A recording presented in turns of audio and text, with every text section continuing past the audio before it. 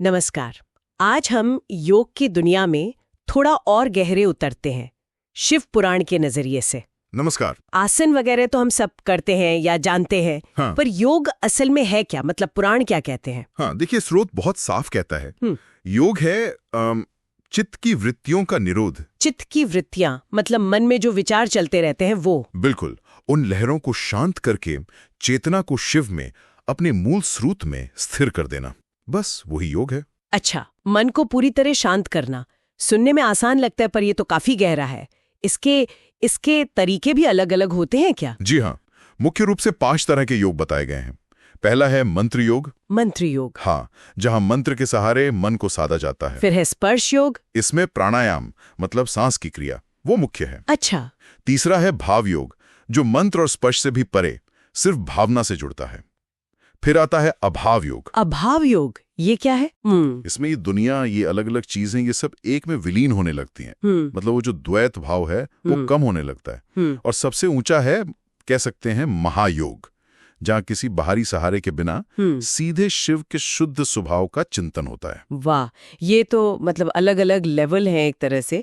तो इस रास्ते पर चलने का अधिकारी कौन है? कौन शुरू कर सकता है? स्रोत कहता है कि जिसका मन, आप कह लीजिए, दुनियावी चीजों से और स्वर्ग वगैरह पाने की इच्छाओं से भी हट गया हो, विरक्त हो गया हो। विरक्त मतलब डिटैच्ड। हाँ, बिल्कुल। और ये विरक्ति आती है जब हम समझते हैं कि ये सब चीजें बदलती रहती हैं, इनमें वो स्थायी सुख नहीं है, और ईश्वर के जो गुण हैं उन पर ध्यान लगाते हैं। ये वैराग्य या विरक्ति लाना अपने आप में एक साधना है। अच्छा, मान लीजिए किसी का मन तैयार है, तो फिर योग के साधन क्या है? वो 8 अंगों वाली बात आती है अक्सर। हाँ, सही कहा आपने। वो अष्टांग योग, 8 सीढ़ियां एक तरह से। यम, नियम। हाँ, यम नियम तो जैसे नैतिक और व्यक्तिगत अनुशासन हुए हैं। अहिंसा, सत्य, शौच, संतोष। बिल्कुल, ये तो नींव है। फिर आसन यानी स्थिरता से बैठना। उसके बाद आता है प्राणायाम। प्राणायाम, इस पर बहुत जोर दिया जाता है। जी। फिर प्रत्याहार यानी इंद्रियों को बाहर से खींचना। फिर धारणा, ध्यान और समाधि, ये मन को एकाग्र करने के स्तर हैं। तो ये हुए 8 अंग। हाँ, कभी कभी 6 की भी बात होती है। हाँ, कई बार यम नियम को आधार मानकर आसन से समाधि तक 6 अंगों पर ज्यादा ध्यान दिया जाता है। बात वही है। इसमें प्राणायाम की बात करते हैं। हाँ। प्राण मतलब जीवन ऊर्जा। इससे साधना इतना क्यों जरूरी है? बिल्कुल, प्राण यानी शरीर की वायु या जीवन शक्ति। आयाम मतलब उसे नियंत्रित करना या विस्तार देना। तो प्राणायाम से हम इस वाइटल फोर्स को साधते हैं। कैसे करते हैं इसे? मतलब मुख्य क्रियाएं? 3 मुख्य क्रियाएं हैं। रेचक यानी सांस बाहर छोड़ना, पूरक यानी सांस अंदर लेना, और कुंभक यानी सांस को रोकना। हाँ, अंदर या बाहर रोकना। इसे बहुत धीरे धीरे आराम से अभ्यास करना होता है, जल्दबाजी नहीं। और इसके भी लेवल्स होते हैं। स्रोत में मात्राओं की बात है शायद। हाँ, अभ्यास की गहराई के हिसाब से स्तर हैं, कनिष्ठ, मध्यम, उत्तम। स्रोत में बताया है कि कितनी देर सांस रोकनी है, उसे मात्राओं से नापा है।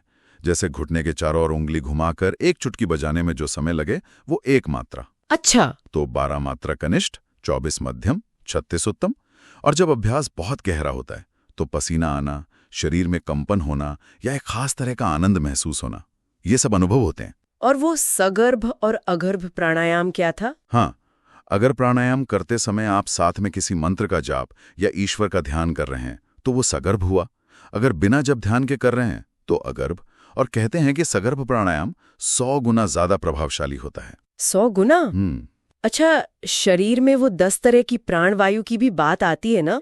प्राण, अपान। जी, प्राण, अपान, समान, उदान, व्यान, ये 5 मुख्य हैं। फिर नाग, कूर्म वगैरह 5 गौण हैं। ये सब शरीर की अलग अलग क्रियाएं चलाते हैं, जैसे पाचन, सांस लेना, बोलना, खून का दौरा। प्राणायाम इन सब पर संतुलन लाता है।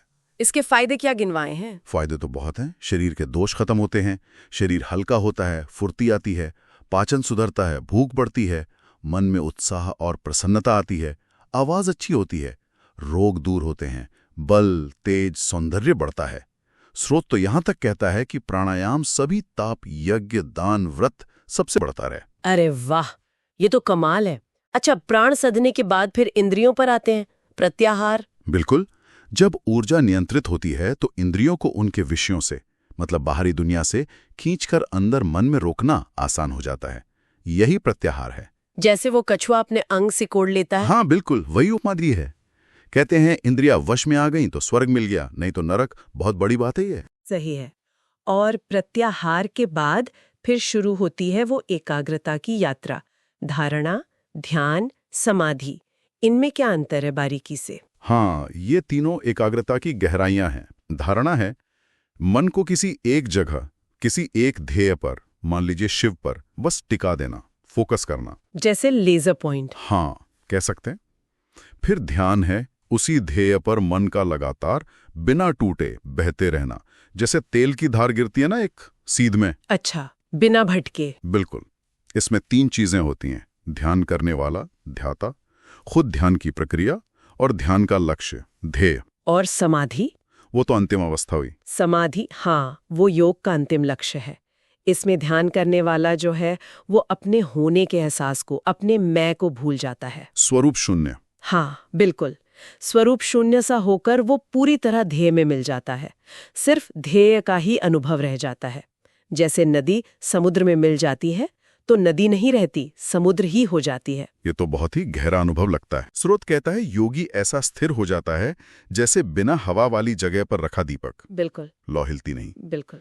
या जैसे बुझी हुई आग या लकड़ी की मूर्ति। न कुछ सुनता है, न सूंघता है, न देखता है, न संकल्प करता है, न अभिमान। परम शांति की अवस्था है वो। इस पूरी यात्रा का कोई क्रम भी बताया है क्या? मतलब एक के बाद एक कैसे सधता है? एक सांकेतिक क्रम दिया है। कहते हैं 12 प्राणायाम ठीक से सध जाएं तो एक धारणा की योग्यता आती है। अच्छा। फिर 12 धारणा सधने पर एक ध्यान लगता है, और 12 ध्यान ठीक से होने पर समाधि की अवस्था प्राप्त होती है। ये बस एक क्रम समझाने के लिए है कि हर अगला कदम पिछले पर निर्भर है। तो कुल मिला के देखें तो योग सिर्फ शरीर को मोड़ने तोड़ने का नाम नहीं है। बिल्कुल नहीं। ये तो मन को साधने की, उसे उसकी चंचलता से हटाकर अपने असली स्वरूप में, शिव में स्थिर करने की एक पूरी वैज्ञानिक प्रक्रिया है। इसके अलग अलग रास्ते हैं, 5 प्रकार हमने देखे, और 8 सीढ़ियां हैं। हाँ, यम नियम से लेकर समाधि तक। और प्राणायाम इसमें एक बहुत महत्वपूर्ण भूमिका निभाता है, शरीर और मन दोनों के लिए। और फिर प्रत्याहार से समाधि तक की यात्रा हमें अपने अंदर बहुत गहरे ले जाती है। बिल्कुल सही समझा आपने। और अंत में एक विचार छोड़ जाते हैं श्रोताओं के लिए। स्रोत में शिव और शिवा दोनों को ही परम ध्येय बताया गया है, जो हर जगह है। हाँ। और समाधि में योगी स्वरूप शून्य हो जाता है, अपना अलग अस्तित्व खो देता है। तो ये जो अपना अस्तित्व खोकर उस सर्वव्यापक, जो कभी कभी 2 शिव शिवा जैसा भी लगता है, उसमें मिल जाना, ये कैसे होता है, इस पर सोचा जा सकता है। बिल्कुल, ये एक गहरा प्रश्न है जिस पर मनन किया जा सकता है।